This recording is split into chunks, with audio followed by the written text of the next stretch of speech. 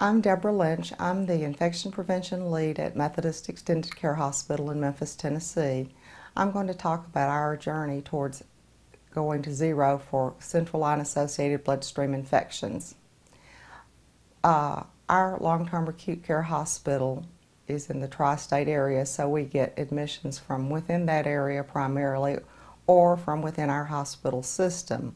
And most of our patients, about 75% of them, have a central line, and most of them are placed prior to admission. So it's a very challenging environment because they may be coming to us for 30 days or 6 weeks of IV antibiotics.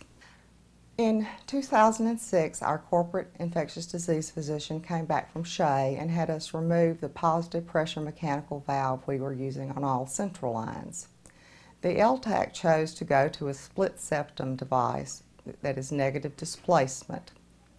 In December of that year, they started having problems at disconnect with the split remaining open.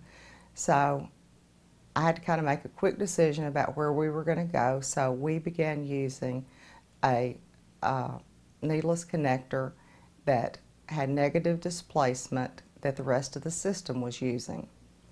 And we continued to swab with CHG alcohol because we were already doing that, trying to decrease central line infections. But our rate with that device was still 6.6 per 1,000 catheter days. And so in the fall of that year, my chief nursing officer challenged me, where were we going to go when CMS would no longer pay us in 2008? So I actually began doing some research on the internet to see what I could find would be better. And I actually found RIMED Technologies and their information and called the salesman and said, come talk to me, which is kind of unusual. And when we talked, I was really impressed with, I thought, what neutral could do for us. So we started trialing it in the fourth quarter of 2007, and I could see that we were having some results, though it does have a learning curve of how to use it. And so we did switch in January to the RIMED Envision Plus. Our rate went down to 0.5 for 1,000 central line days.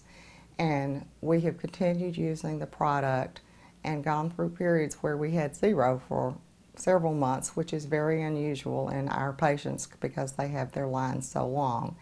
And I really feel like the neutral has been the key, and it is supporting with Dr. Jarvis's findings that, you know, the septum seal integrity, the swabability, no moving parts, all of that does positively impact central line associated bloodstream infection rates.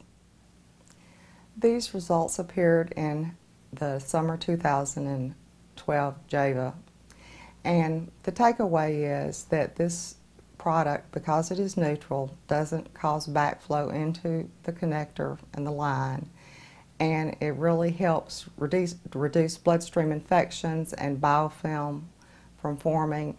And you will also save on declotting the catheters because there's not the backflow into the catheter.